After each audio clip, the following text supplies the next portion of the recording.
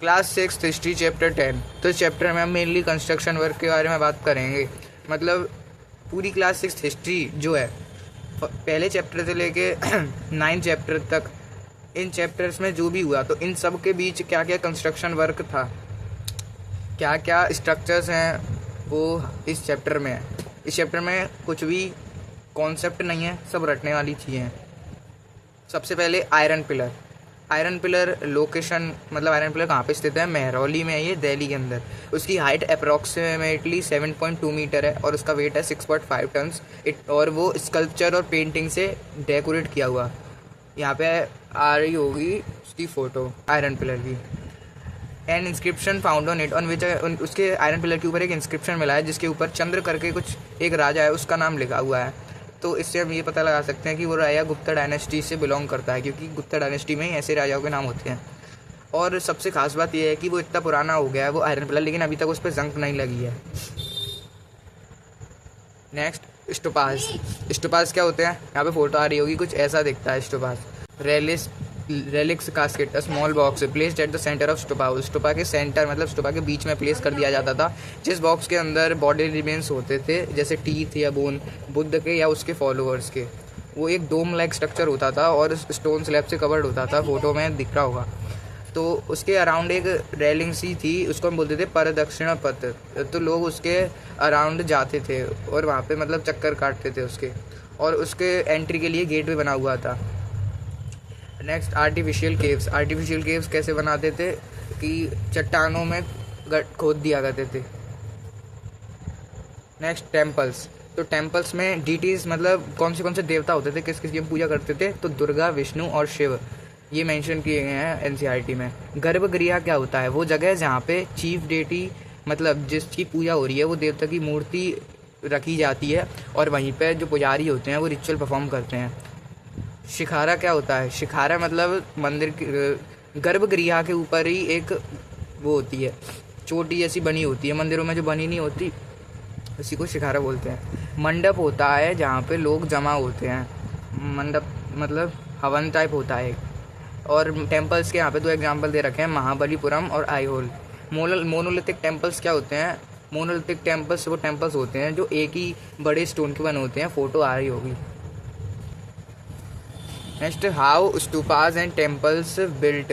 मतलब स्टूपाज और टेम्पल्स कैसे बनाते थे? तो सबसे पहले गुड क्वालिटी, अच्छी क्वालिटी की ब्रिक्स कलेक्ट की जाती थी और उसको कंस्ट्रक्शन साइट पे ट्रांसफ़र किया जाता था, उसके बाद बनाया जाता था जो भी है स्टूपा या temple.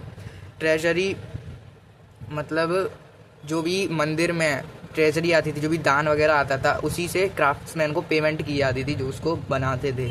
Devotees brought gifts by which decoration done. जो लोग भगवान के लिए तोहफे लाया करते थे उसी से मंदिर की डेकोरेशन किया करते थे। नेक्स्ट है पेंटिंग।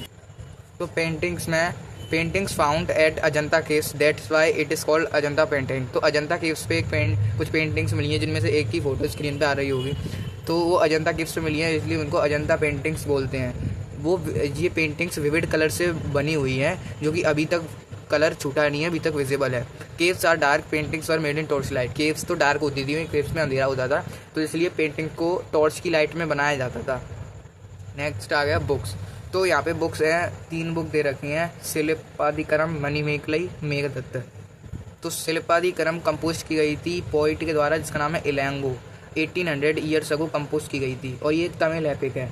मणिमेखलाई कंपोज की गई थी सत्यनारायण के द्वारा 1400 साल पहले, और ये भी एक तमिल एपिक है। और मेघदत्त कंपोज की गई थी कालिदासा के द्वारा। कालिदासा ने बहुत सारी प्लेज और बुक कंपोज की हैं। Recordings and preserving old stories. जो पुरानी स्टोरीज होती थी उनको प्रिजर्व किया करते थे, तो इन चीज़ों में प्रिजर्व किया करते थे पुरानी स्टोरीज़ को और रिकॉर्डिंग्स को। पुराण का लिटरल मीनिंग होता है ओल्ड, और उसके अंदर ये लिखा था कि हाउ टू वर्शिप, की भगवान की पूजा कैसे करनी है वगैरह वगैरह। महाभारत कौरव और पांडवों के बीच एक बैटल हुआ था, कुरु जो हस्तिनापुर में है उसको कैप्चर करने के लिए। तो ये चीज़ महाभारत के अंदर है, तो ये दोनों व्यास के द्वारा लिखी गई हैं। नेक्स्ट है रामायण। तो रामायण के अंदर जो राम है, प्रिंस ऑफ कोसल राज्य के राजा, वो एग्जाइल पे जाते हैं, 14 साल के वनवास पे जाते हैं और वहाँ पे 14 साल रहने के बाद अयोध्या वापस आते हैं। तो ये सब चीज़ रामायण में है। तो संस्कृत रामायण वाल्मीकि के द्वारा लिखी गई है। नेक्स्ट आ गया stories by ordinary man. Ordinary man जो नॉर्मल लोग थे, नॉर्मल मतलब जो समाज था, वो उनके द्वारा कुछ stories. Jataka stories written on painting railing gateways, जो पेंटिंग पे और रेलिंग्स पे और गेटवेज पे स्टोरीज लिखी रहती थी उनको जाटका स्टोरीज कहते हैं। और एक है पंचतंत्र। बुक ऑन साइंस, तो कुछ बुक्स साइंस के ऊपर भी हैं जो आर्यभट्ट ने कंपोज की हैं, जैसे आर्यभट्टम, शून्य सिद्धांत। और आर्यभट्ट ने डे एंड नाइट का वो भी बताया था रीज़न कि जो दिन और रात होती हैं वो अर्थ के रोटेशन की वजह से होती हैं उसके खुद के एक्सिस पे। और उन्होंने एक्लिस का कॉन्सेप्ट भी समझाया था और सरकमफेरेंस की कैलकुलेशन भी आर्यभट्ट ने समझाई थी कैसे की जाती है।